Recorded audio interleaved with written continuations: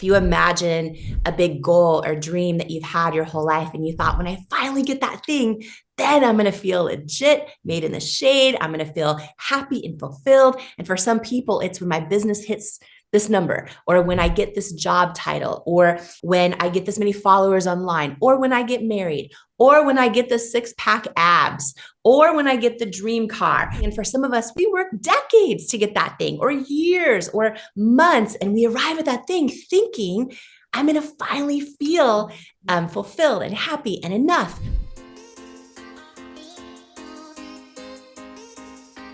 Welcome back to the Jasmine Star Show, a place where we get to talk about business, in marketing, in mindset. In today, a topic very near and dear to my heart because somebody opened my eyes and actually forced me to have a conversation around what it means to be worthy. Now, I know, not a topic I normally talk about because I just kind of keep it in my little Pandora box of my soul.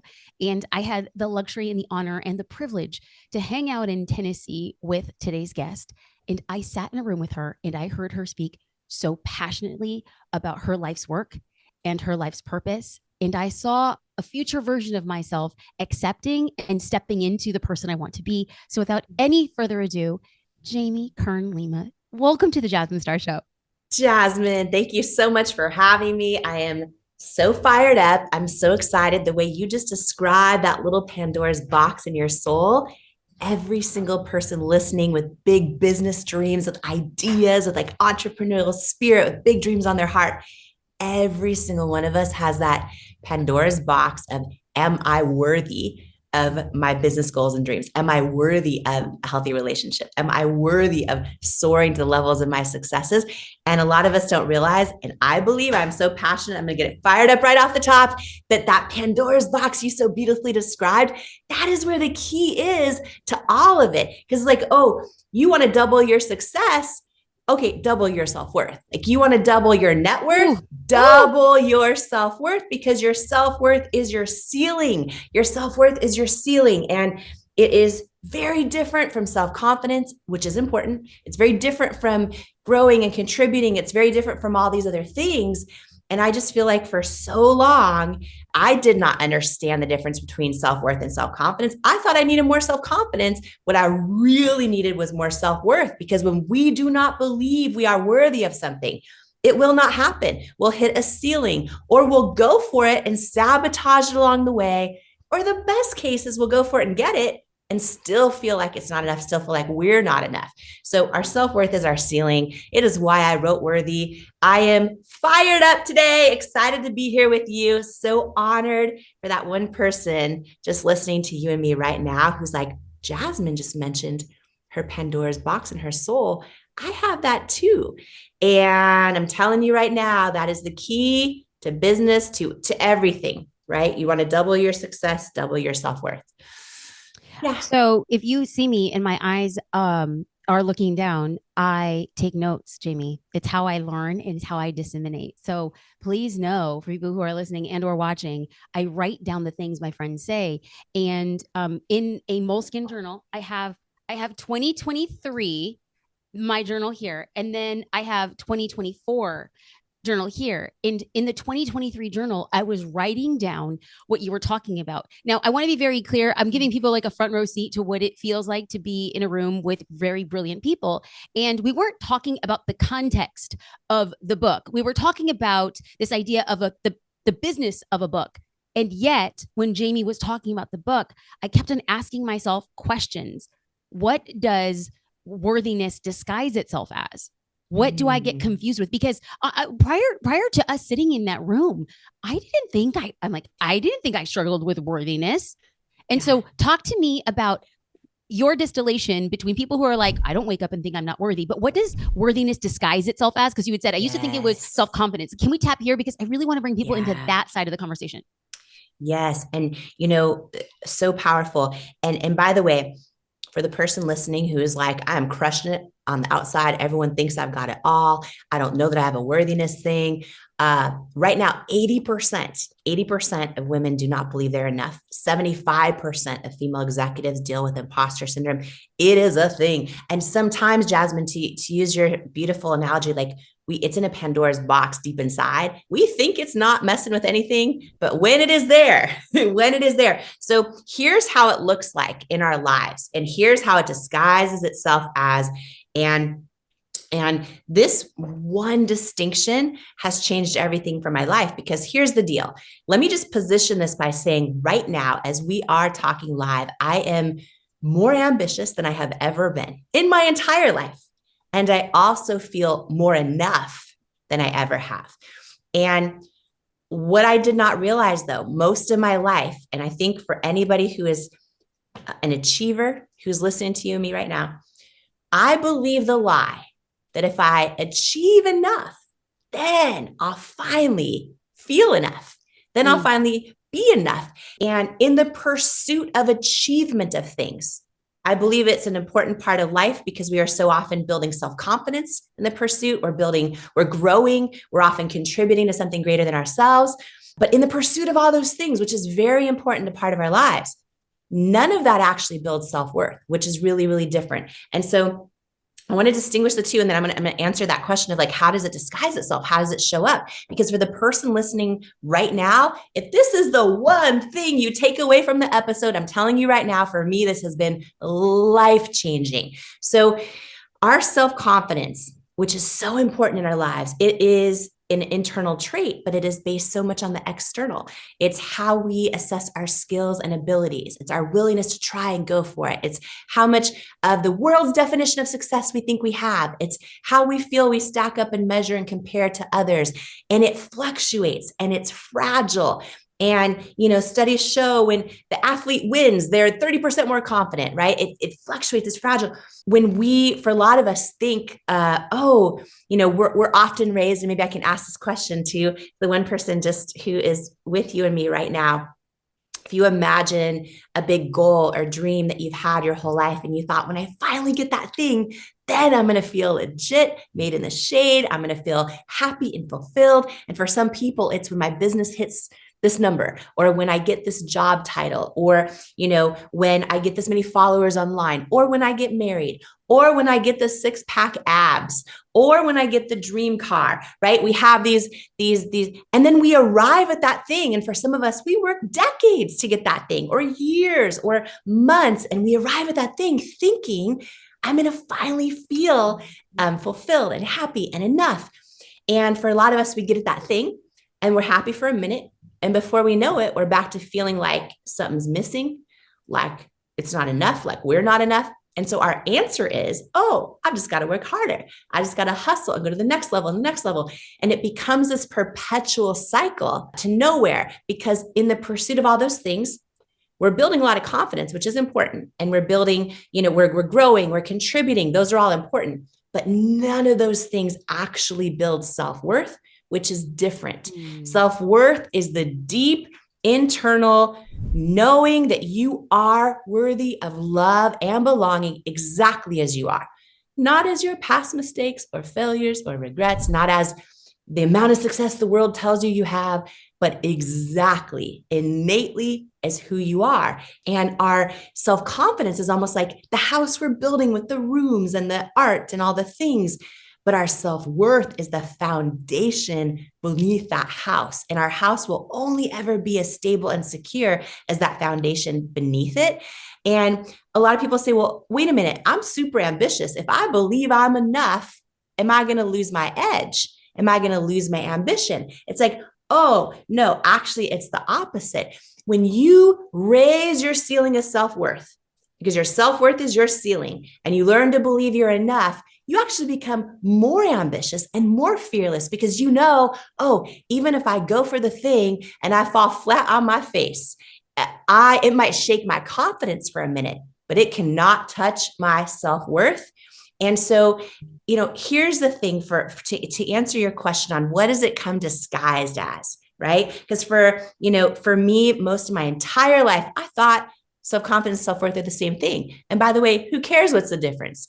Well, it's a big freaking deal because I was in that achiever trap forever of thinking if I achieve enough, I'm going to feel enough and arriving at it and not feeling fulfilled, not enjoying my life, not feeling like I was enough in the process and still sabotaging other stuff in my life.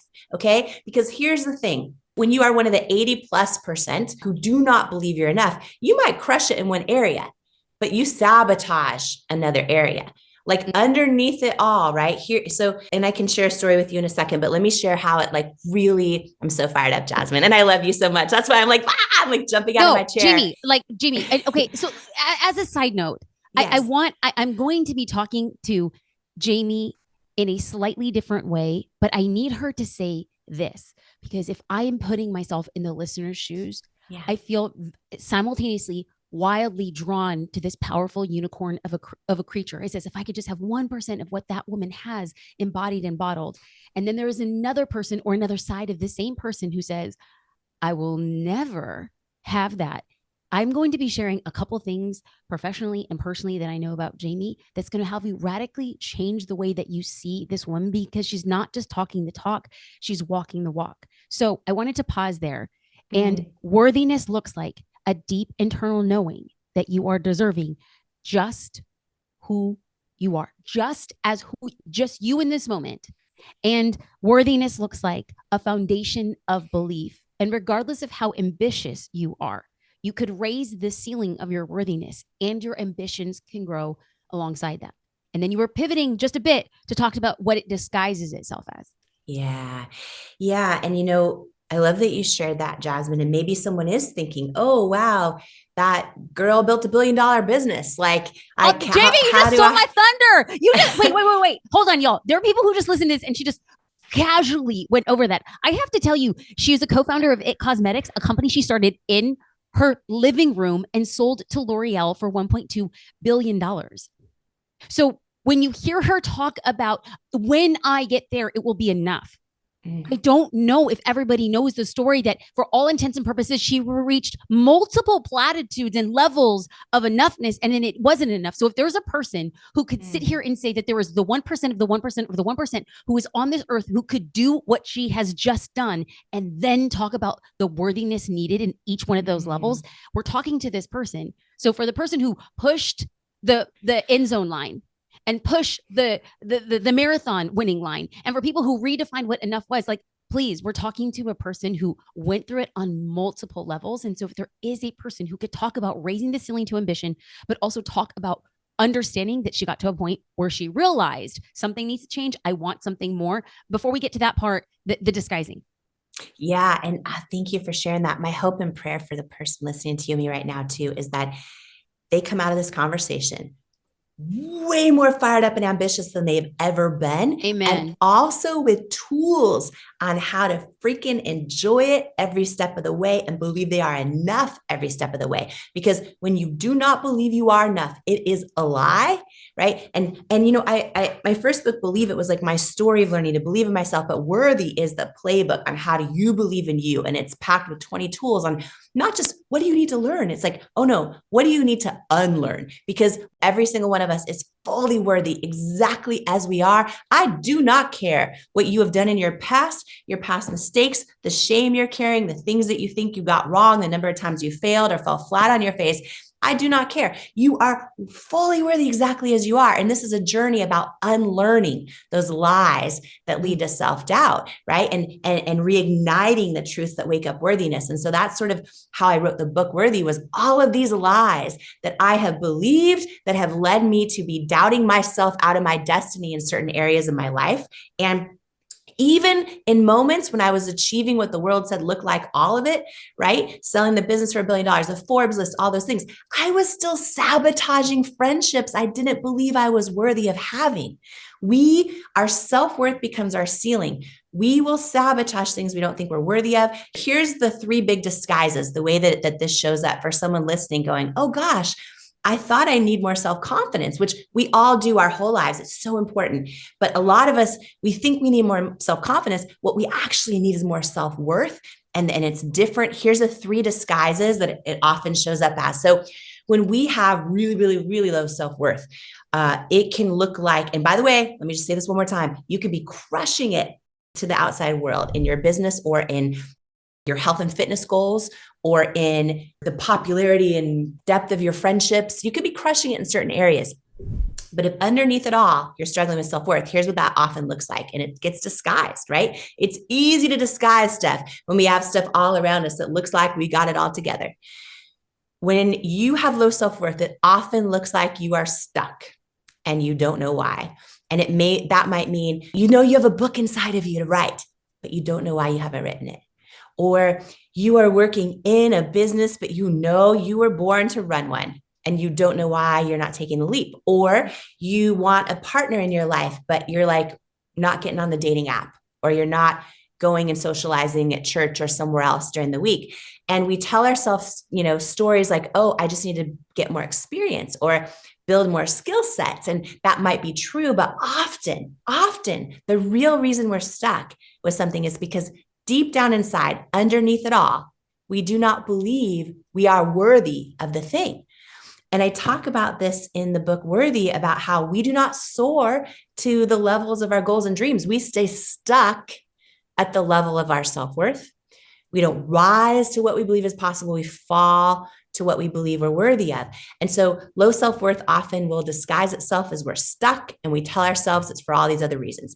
If you have low to medium self-worth, the second big way it'll disguise itself, and maybe this is you listening right now, and you're like, oh, I thought I needed more skill set and more confidence, but actually, I don't think I'm worthy of this level in my business. And here's what that looks like. If low to medium self-worth, that looks like we'll go for the thing, we'll put ourselves out there, we'll launch the business, but we hit a ceiling.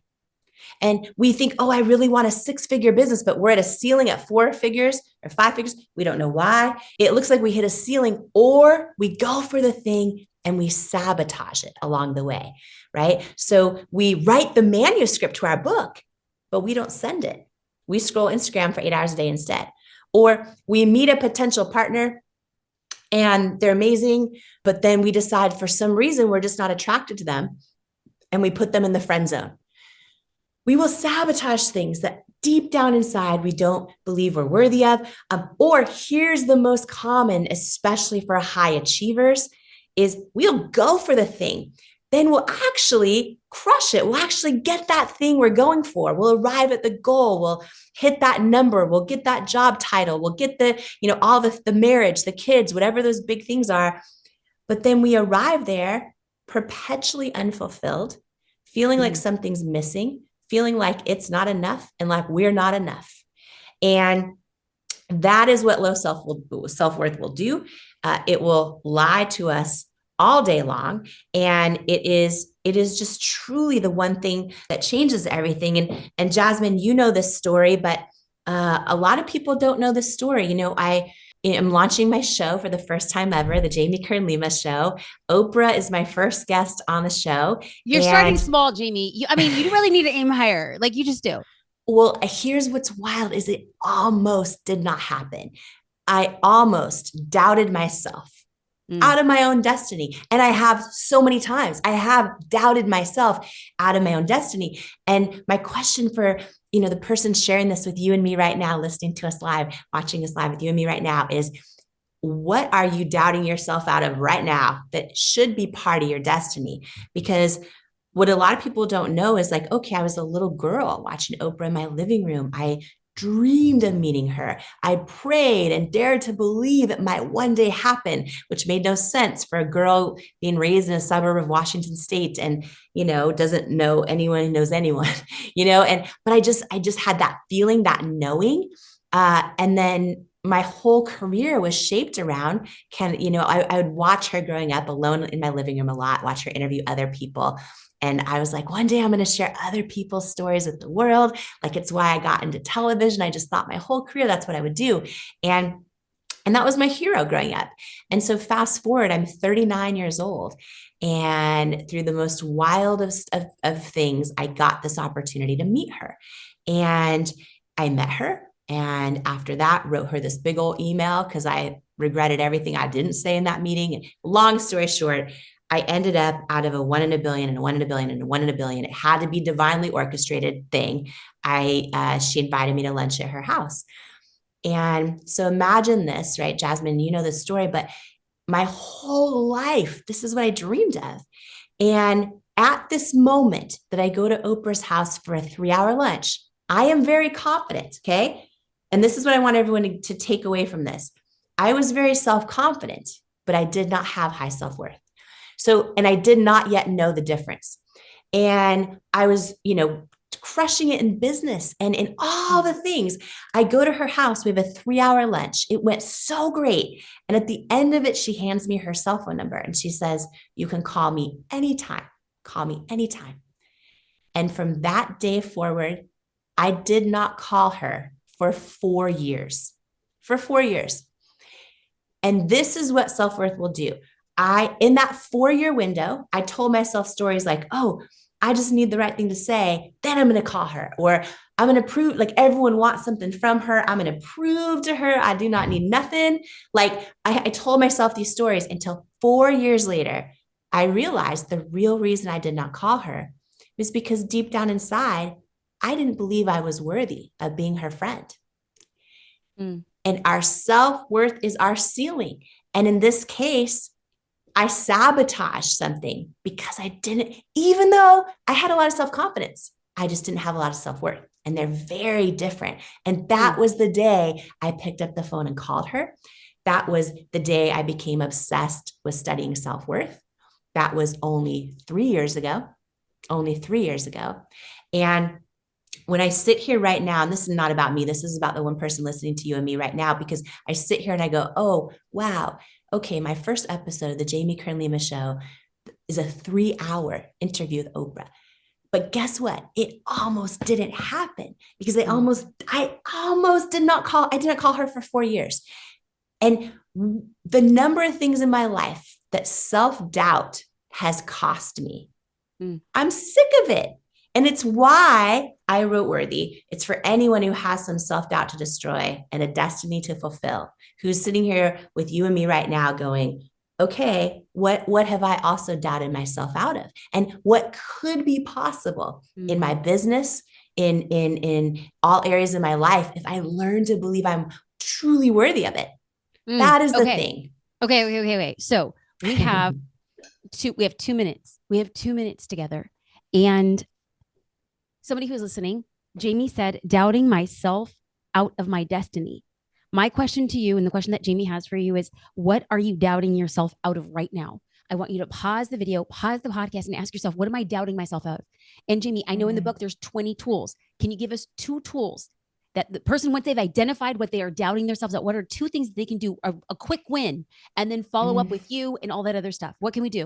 Oh my gosh. Well, there's a whole other book that is now just a chapter in this book because I didn't want to wait 2.5 years for it to come out. And this applies to every entrepreneur, every person, their business. It is a chapter, it's chapter 2. It's called When You Change Your Relationship with Rejection, You Change Your Entire Life.